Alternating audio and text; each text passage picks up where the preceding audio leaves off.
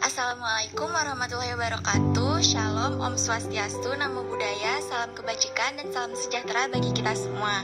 Perkenalkan, nama saya Prisma Windani Vanuki, perwakilan dari kelompok 1 Pancasila kelas A18. Saya di sini ingin mewakili kelompok 1 untuk mewawancarai salah satu narasumber yang kami butuhkan dalam proyek kebangsaan Pancasila kami. Di sini karena kami sedang meneliti terkait target Indonesia Emas 2045, di mana kami sedang membutuhkan narasumber berupa seorang ibu yang memiliki anak dengan rentang usia produktif, yaitu di sini saya sudah bersama dengan Ibu Nina Herawati Vergonita, yang dimana ibu memiliki seorang anak berusia 12 tahun yang saat ini sedang duduk di kelas 6 SD di salah satu SD di Jakarta, yaitu di SDN Joglo 10 pagi. Di sini saya sudah bersama Ibu Nina. Apa kabar Ibu Nina? Sehat. Alhamdulillah sehat ya Bu. Baik Ibu Nina, di sini saya ingin mewawancara Ibu terkait dengan proyek kebangsaan kelompok kami. Di sini pertanyaan pertama yaitu bagaimana sistem pembelajaran secara daring yang dilakukan di sekolah anak Ibu? Apakah melalui suatu aplikasi tertentu atau hanya melalui WhatsApp seperti itu? Yang dipakai untuk saat ini menggunakan sistem blended learning, yaitu sistem tatap muka dan PJJ online.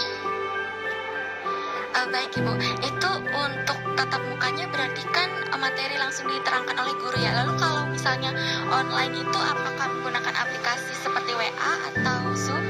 Ya, kita menggunakan Classroom dan Zoom itu.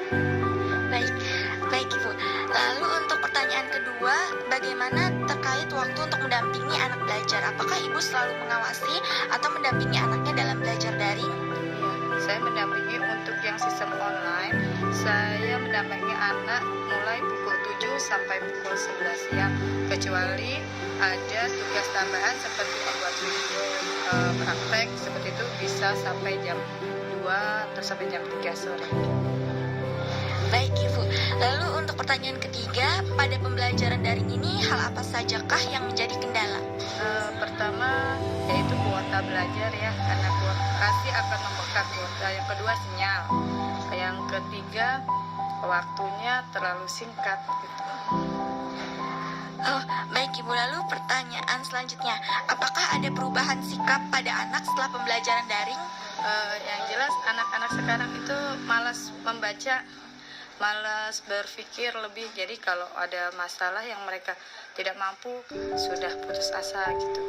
Tidak mau mencoba mencari dulu, bertanya, langsung bertanya atau mencari ke sumber lain yaitu di Google.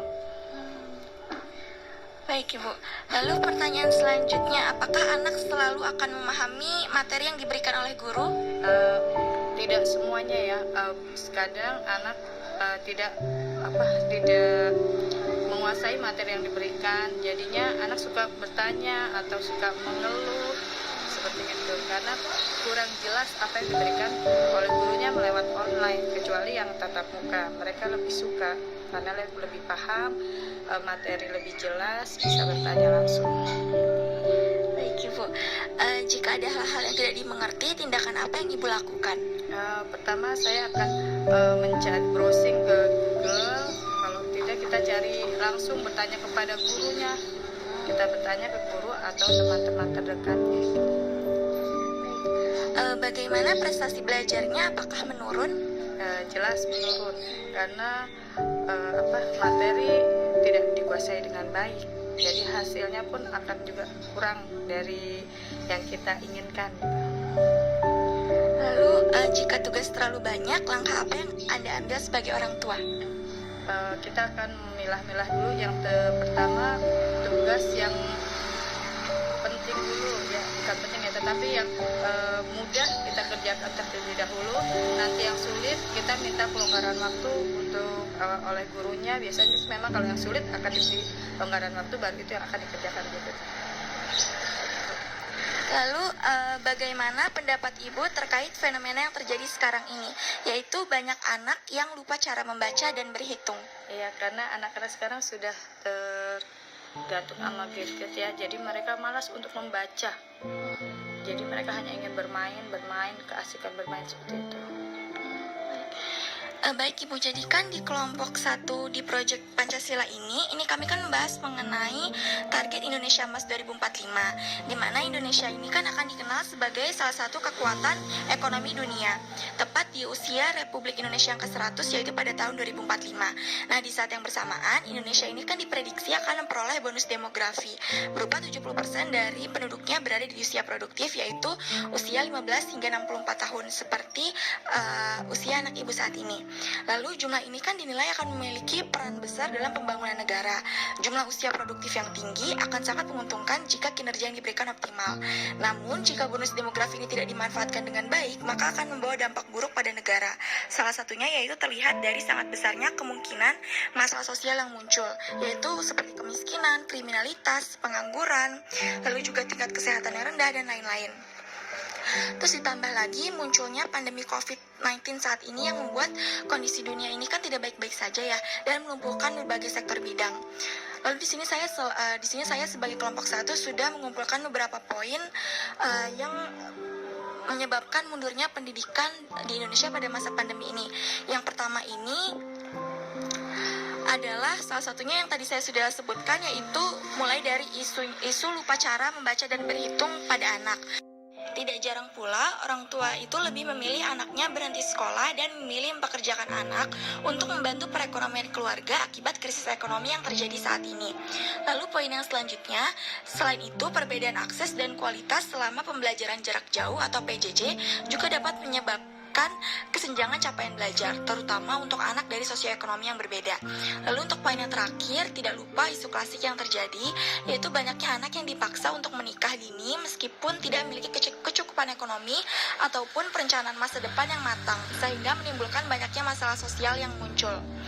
Lalu menurut pendapat Ibu Nina sendiri, bagaimana menurut Ibu untuk mengatasi hal-hal tersebut? Apakah yang harus dibenarkan terlebih dahulu dari pendidikan Indonesia? Apalagi terkait dengan utamanya di sini tuh yang kita fokuskan adalah isu mundurnya pendidikan mengenai lupa cara membaca dan berhitung pada anak-anak. Itu kan serem banget ya Bu. Nah menurut Ibu, apa sih yang harus dibenarkan terlebih dahulu, tatanan apanya? Apakah dari pemerintahnya, atau dari orang tuanya, atau gurunya bahkan? Semuanya sih berkesinambungan ya, dari pemerintah, baik guru maupun orang tua. Pemerintah kan setiap tahunnya memberikan sistem yang berbeda-beda. Ya, itu yang sistem 1 belum dipahami oleh orang tua maupun guru, ganti lagi. Jadi dari atas sebaiknya memberikan sistem yang benar-benar bisa diserap oleh semua pihak. Yang kedua, kalau dari guru, sekarang kan dituntut guru itu harus bisa memakai teknologi, semua serba online. Nah, sekarang sumber daya guru yang ada di Indonesia masih banyak yang sudah tua, yang tidak mengerti dengan sistem-sistem yang online sekarang. Nah, itu harus segera dibenahi. Yang ketiga, dari orang tua juga kita harus juga sekarang harus bisa menggunakan teknologi yang ada. Bila tidak bisa mengikuti, akhirnya ketinggalan. Nah, untuk yang anak-anak membaca sekarang kan sudah ada sistem yang lebih mudah daripada yang dulu. Nah, sebisanya kalau saya bilang orang tua harus ikut mendampingi anaknya, mendidik anaknya dari dasar, dari membaca. Karena kalau itu sudah tidak dilakukan, akan kedepannya anak-anak akan sulit mengikuti pendidikan yang ada. Baik Ibu, sekian wawancara dari saya. Sebelumnya mohon maaf jika ada kesalahan perkataan dan perbuatan selama saya mewawancara ini. Dan terima kasih banyak Ibu atas waktunya dan jawabannya.